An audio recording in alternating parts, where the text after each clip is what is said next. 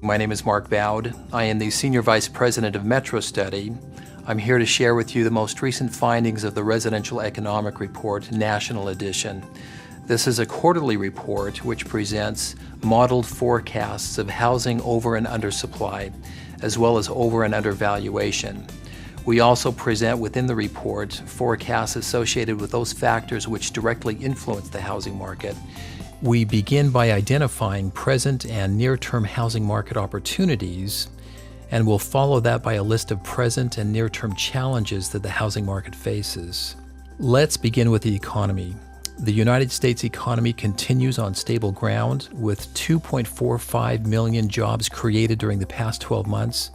The economic expansion continues to fuel strong raw demand for housing. Job growth is forecast to remain stable through the balance of year 2016 despite the uncertainty associated with an election year.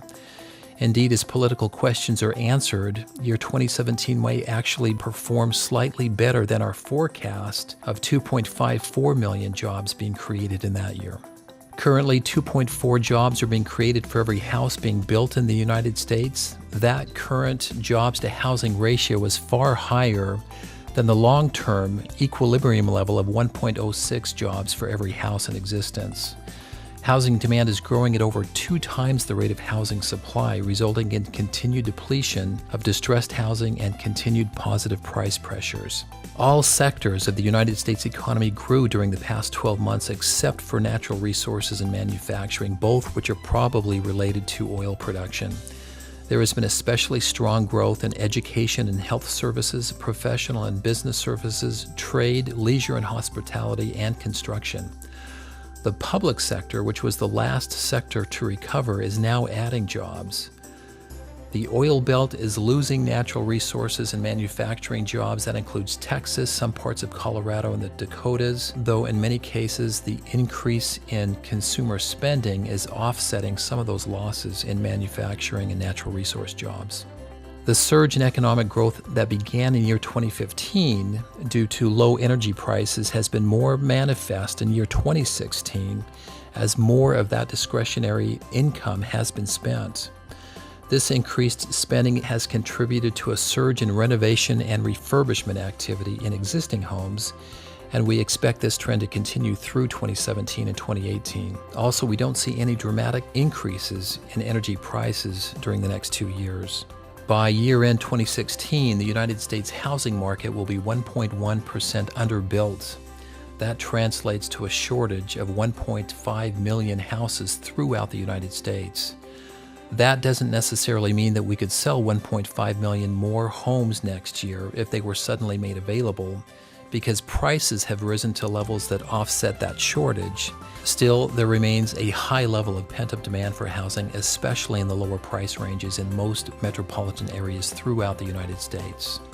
Despite strong price appreciation, we don't see the national housing market as being dramatically overvalued. The long-term trend line of mortgage costs relative to household income suggests that we should be paying about 20 cents of every income dollar on mortgage costs. Currently, that housing cost to household income ratio is about 18 cents. In other words, 18 cents of every household income dollar is represented by mortgage costs. That means that overall the market may be as much as 10% undervalued in the current market atmosphere. There are challenges associated with the current and near-term housing market condition throughout the United States. Let's turn to some of those challenges. Regarding the impact of demographics, age-targeted or mature market housing directed toward the baby boomer generation will continue to improve in the near term as mature households are increasingly able to release high levels of equity and roll into new homes. But millennials are actually the demographic that can and will drive the housing market for the next several years if the market supplies appropriate housing for this generation. That is a challenge. We see far too many builders offering larger executive move-up homes that are out of reach for the bulk of millennial buyers. This strategy works for an undersupplied market, but over time, undersupply is likely to grow for entry-level homes and the first few tiers of move-up homes, but we may very well create a top-heavy housing market with relative oversupply of larger executive move-up homes. Indeed, we've already seen significant slowdown in new home absorption in the upper price ranges in select regions. Housing demand in the lower price ranges remains strong but dramatically undersupplied. Obviously, high land values and rising labor costs exacerbate the situation. It will be increasingly challenging for builders to offer relatively affordable homes for the millennial generation unless land sellers, cities, and municipalities work with these builders on costs and fee structures that allow for increased affordability and higher densities.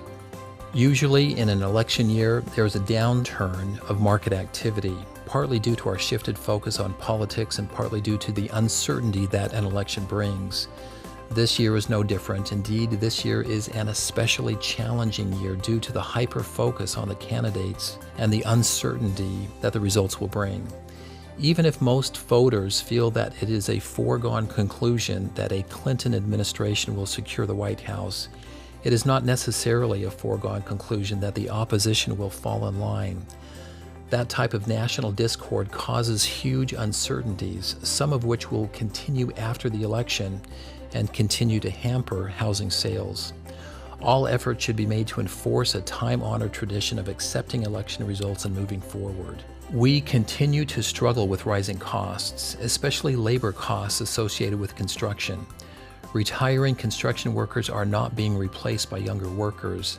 Many legal and illegal alien workers are attracted to the construction industries, but increasingly draconian threats or policies associated with immigration will continue to cause labor problems, especially in construction. International instability is rising.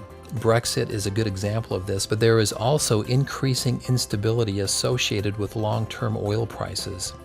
The instability in the Middle East and even in Russia is partly due to ongoing long-term low oil prices, and that increases the risk of bad things happening that have potential to impact the United States economy and housing market. The United States is embarrassingly behind in infrastructural improvements, both in terms of transportation and internet connections. Europe and Asia enjoy strong advantages in both, enabling them to draw away businesses that may have otherwise flowed to the United States. We need to focus a bit more on our infrastructure during the next few years. Finally, the overvaluation of all housing is likely to emerge. We've experienced 3 very strong years in terms of price appreciation, and positive price increases are likely to continue in the near term, albeit at lower rates.